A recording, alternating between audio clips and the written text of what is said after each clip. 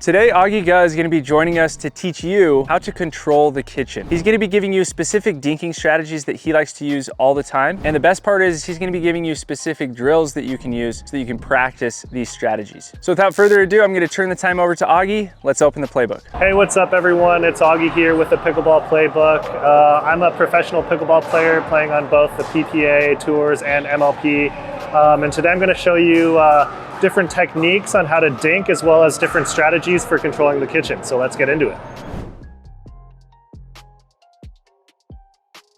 So the very first thing that we're going to talk about is your grip. So we'll first talk about grip pressure. If you consider a scale from 0 to 10, with 10 being the absolute hardest that you can grip the paddle, you want to be gripping your paddle at around a 3. So this gives you enough looseness in your wrist to allow the paddle to move. And now we're going to talk about which grip to actually use now that we've established that we want a 3 grip pressure. So today I'm going to teach you guys the Continental Grip, which is, I guess, the most fundamental grip in pickleball. To get into the Continental Grip, imagine that your paddle is a hammer and you're hammering down a nail. So this would correspond to, if you're right-handed, your index knuckle going on this right side diagonal bevel here. And now we're going to touch on how we want our legs and overall posture to look at the kitchen. This is very fundamental for moving from dink to dink. So in general, I like to say that we want to be in a relaxed athletic position. We don't want to be in a full-on heavy squat where it's hard to get out of it, but we do at the same time want to be low enough to where we can go from side to side pretty seamlessly. Now we're going to talk a little bit about our swing paths, and to talk about the swing path, we want to differentiate between backspin and topspin dinks.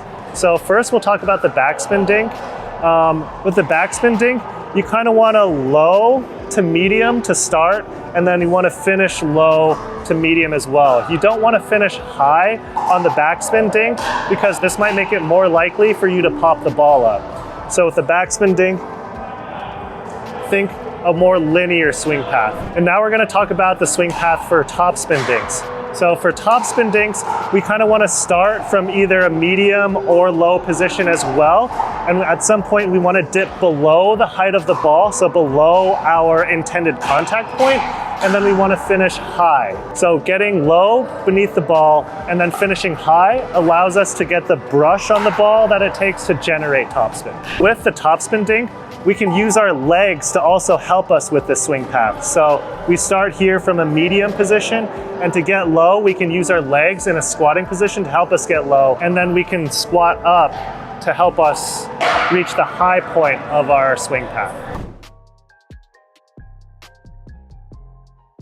So now we're going to get into a few controlling the kitchen strategies. Our first strategy is going to be mixing up our dink location between our cross-court opponents' inside foot and their outside foot. This is going to make it harder for our opponents to stay on balance, and thus their dinking quality as the point and as the match goes on is going to decline, which is going to earn us more opportunities to attack.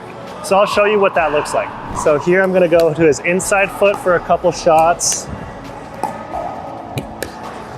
And now he's kind of creeping in. I'll move him to the outside, back to inside. And now I feel like since he's cupping the ball, I have control of this dink rally here. So that's what strategy number 1 looks like. Kitchen strategy number 2 is vying for topspin. So we want to try to be the first ones to hit topspin in a dinking rally, because topspin is in general a more aggressive dink because it's supposed to accelerate after the ball bounces. So anytime that we get a dink that we feel like we have enough time to set up, we want to use our legs and squat in order to generate topspin. So see how immediately I'm hitting more aggressive rolls, and my partner Caden here has to hit backspin dinks just to keep up in this dink rally.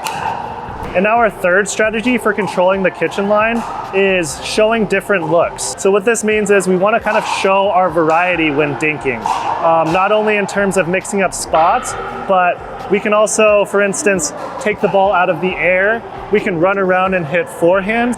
We just want to make them feel very uncomfortable and show them our full arsenal of dinking.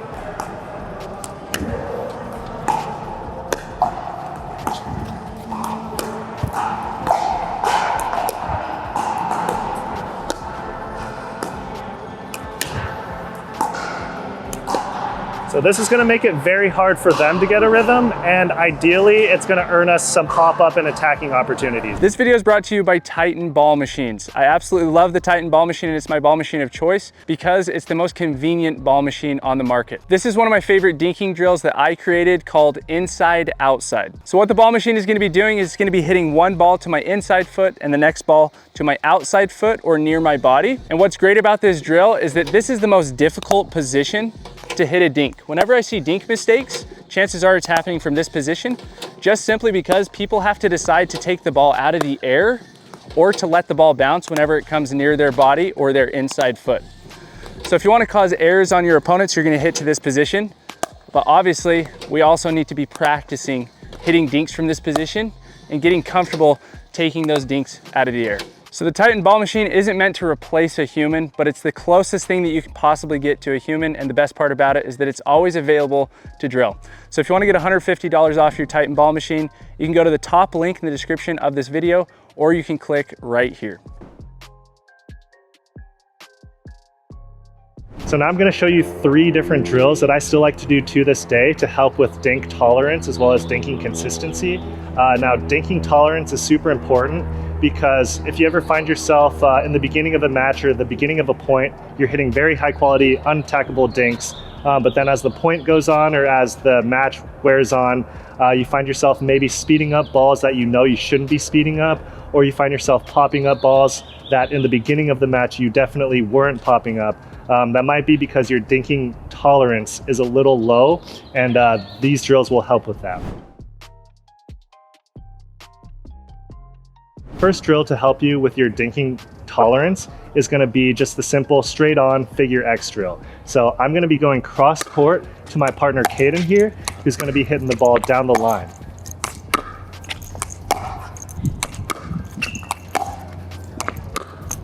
And we can kind of show some variety too. I'm going to go top spin and Caden's going to go back spin.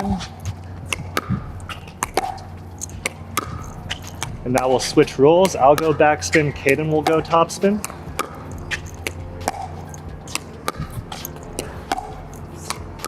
And now we'll both go back spin.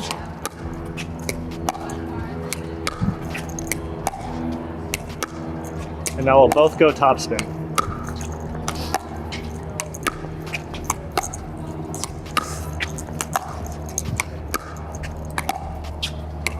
So this is a great way to warm up your dinks, as well as being a little more mindful on hitting a variety of different dinks. Sometimes when we warm up for games, we'll just kind of lackadaisically bunt the ball back and forth with no real intention of what dinks we're hitting. So this is a good way to ensure that we're getting all of the different dinks that we might hit straight on. Drill number 2 is going to be essentially the same thing, except we're going to be going cross court. So with the cross court, it's a little harder to keep track of who's hitting the ball where. So the way that I like to think about it is one player is hitting the ball from their inside foot to the opposing inside foot, and then their outside foot to the opposing outside foot. And my partner Caden is going to hit from the outside to my inside and his inside to my outside. So we'll show you how that looks. So I'm inside, inside, outside, outside.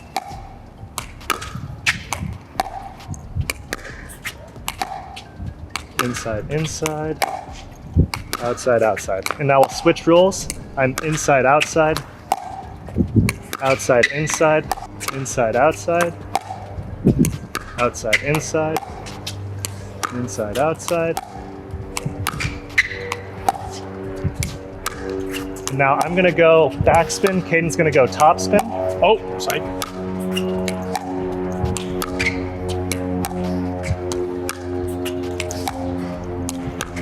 And now I'm gonna go top spin and Caden's gonna go backspin.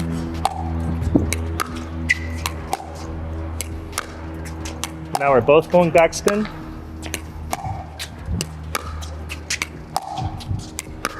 Now we're both gonna go topspin.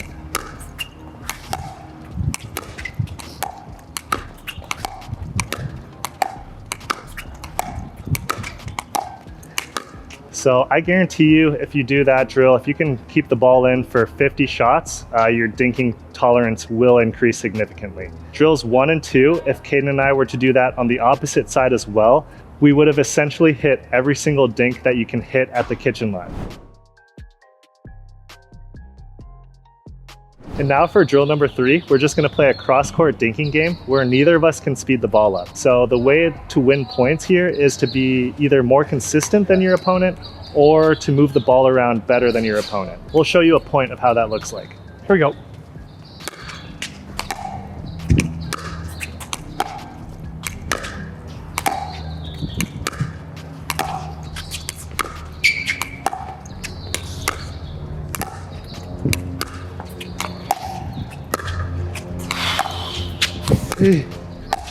Oh,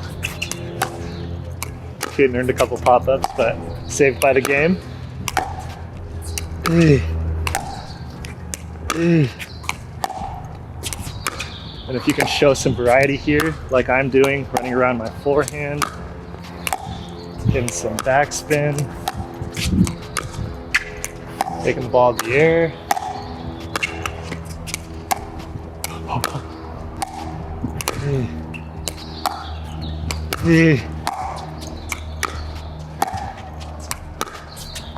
It's the most dinks I've made in a while in a row.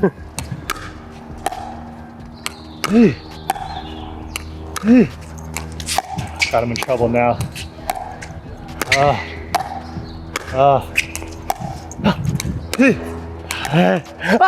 All right, so to reiterate, we talked about grip pressure, we talked about overall posture, as well as what we want our legs to look like when dinking.